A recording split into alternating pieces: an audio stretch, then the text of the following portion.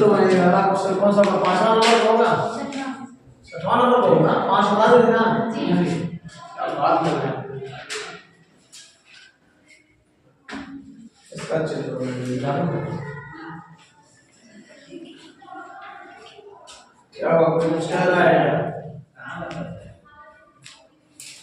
Sir? Refresh नहीं आ रहा है, पता पान नहीं दिखा रहा है।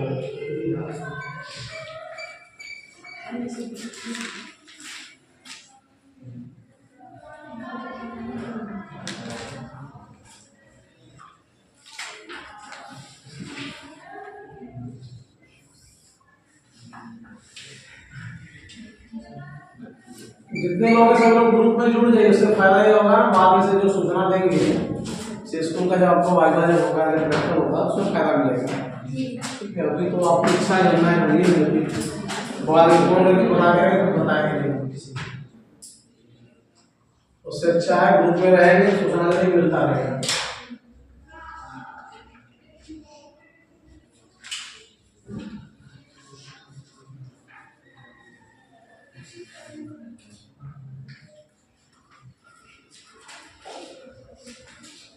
एक चित्र है, चित्र मान लीजिए साइड में, उसको लिखिए क्वेश्चन।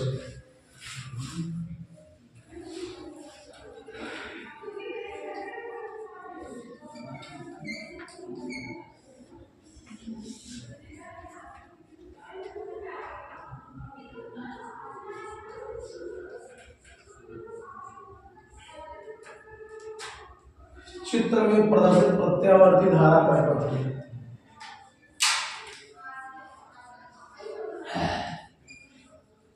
प्रत्यावर्ती धारा परिपथ में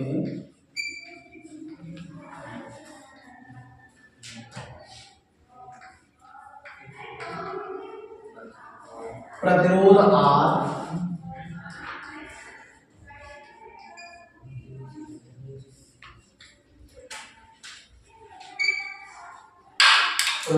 R संधारित्र कैपिटल C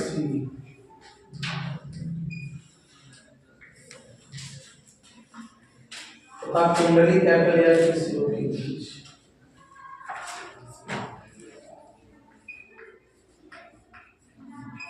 तथा कुंडली कैपिटल L के सिरों के बीच,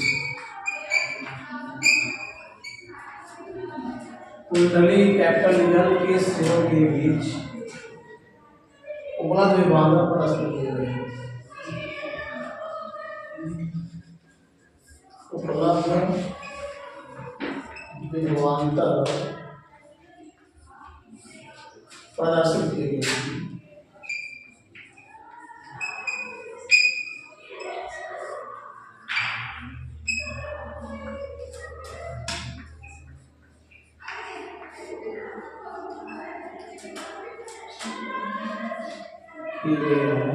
प्रत्यावर्ती धारा स्रोत की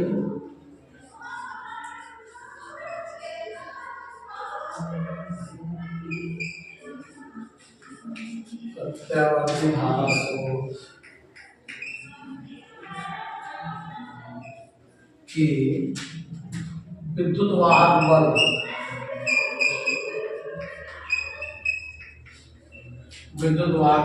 की गणना कीजिए।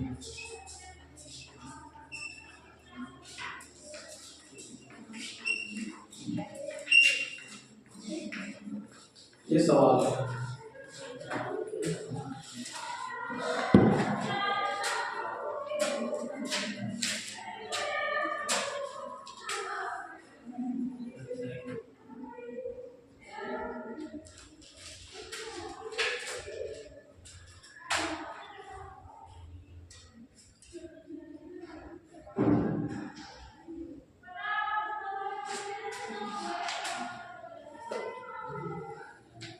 हो गया, चलिए सवाल पढ़ते हैं। करा चित्र में प्रदर्शित प्रत्यावर्ती धारा परिपथ में प्रतिरोध R, संधारित्र C तथा कुंडली R के सिरों के बीच उपलब्ध विभवांतर प्रदर्शन की, मतलब यहाँ देखिए प्रतिरोध R के सिरे के बीच जो विभवांतर वो 40 वोल्ट है, संधारित्र C के सिरे के बीच विभवांतर 80 वोल्ट है और L के बीच क्या है 40 वोल्ट है। प्रेरकत्व तो L के सिरे के बीच 40 वोल्ट का विभवांतर लगाया गया है।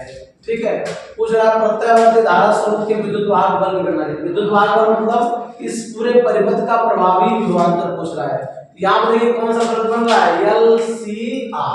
ठीक है, LCR में आप अच्छे जानते हैं, इसका देखिए चित्र इस तरह बनता है। इधर क्या होता है आपका है VR होता है, इधर क्या होता है VR, इधर क्या होता है आपका DC होता है ना, नहीं DC नीचे है क्योंकि पश्चगामी होता है।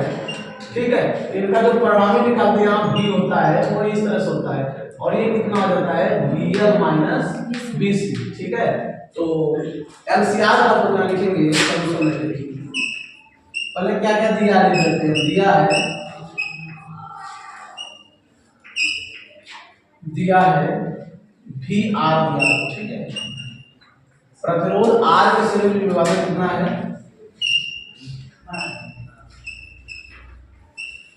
40 वोल्ट। ठीक है ना, उसके बाद देखिए संधारित्र C के सिरे में विभाजन कितना दिया है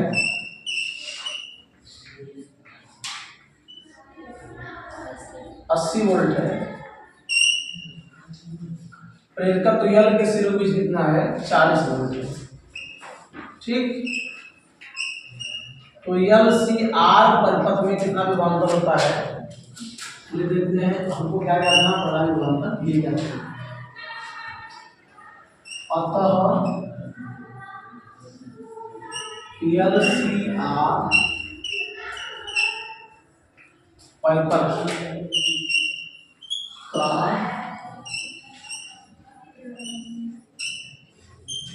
परिणामी विभवांतर, और ये विभवांतर किसके बराबर होगा विद्युत वाहक बल के बराबर होगा। ठीक है,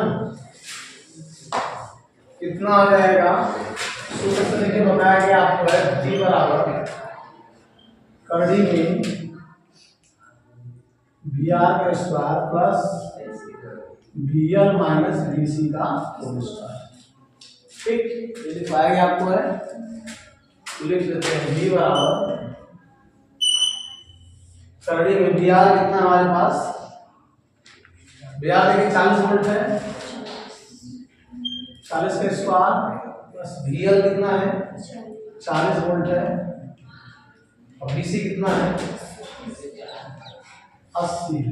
ठीक,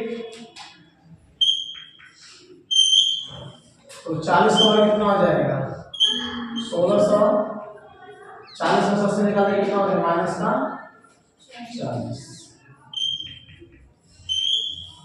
ये हो जाएगा 1600 माइनस का क्या होता है प्लस 40 का कितना हो जाएगा 1600 हो गया। तो जोड़ देंगे 1600 और 1600 कितना हो गया 3200 वर्गमूल ले लेंगे तो 4 चौका 16 40 कड़ी में 2 कितना वोल्ट आ जाएगा। ठीक, नोट कर लीजिए।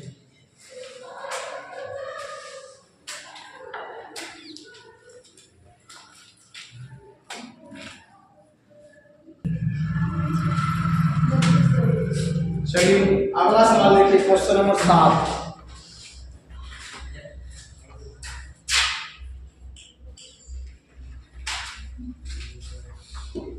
आगे यानी कि एक कुंडली की प्रतिबाधा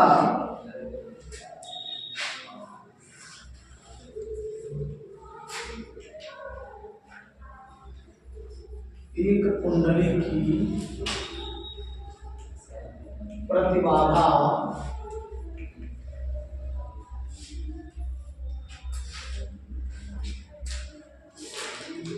141.4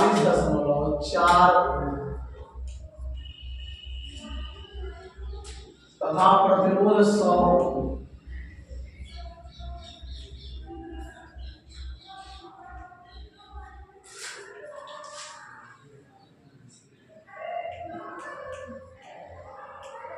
तथा प्रतिरोध 100 ओम है।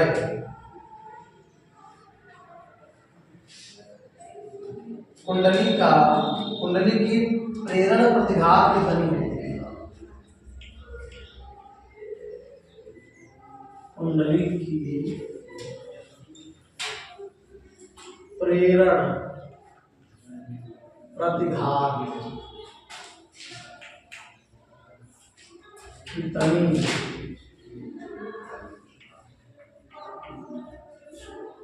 होगी?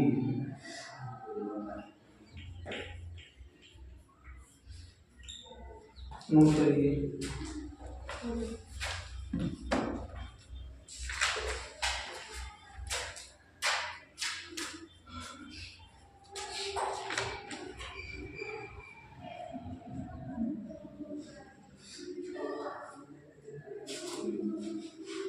हो गया? चलिए देखिए क्या क्या दिया इसमें।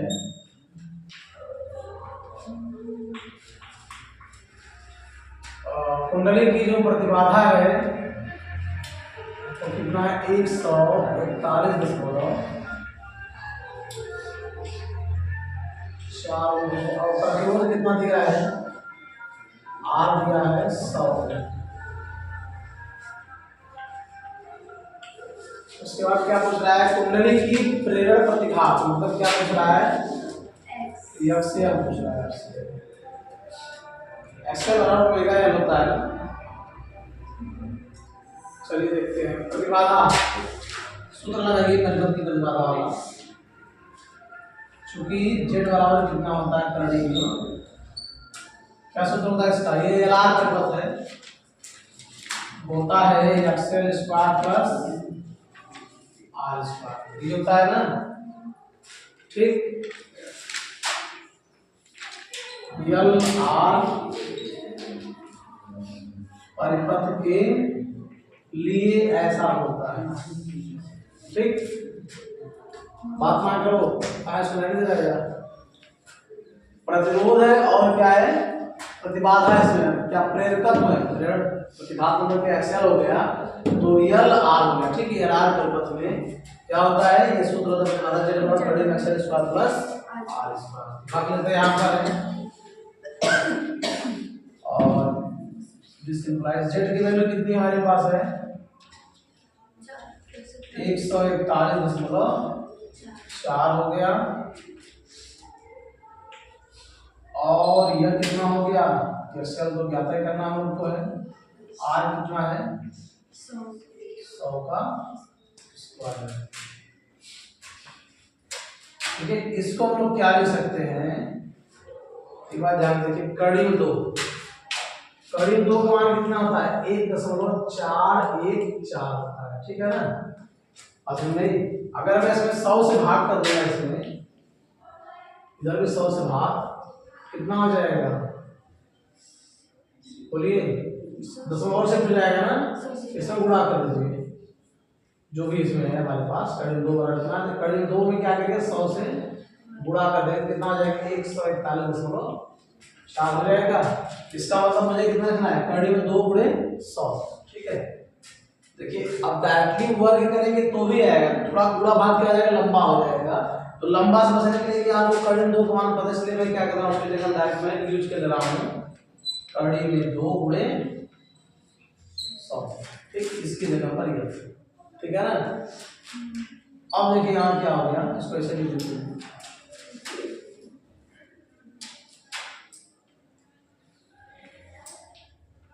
एक्सएल स्क्वायर प्लस 100 पर कितना होता है?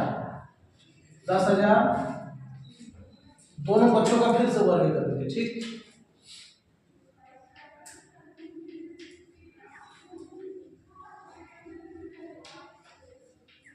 दोनों बच्चों का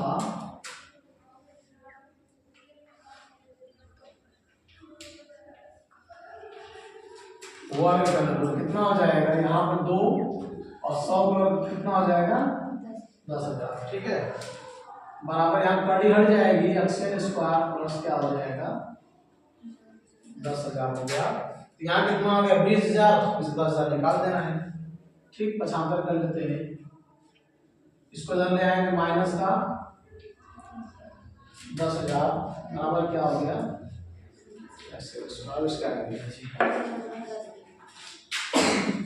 याद रखने के लिए उसको पहले और उसको बाद में।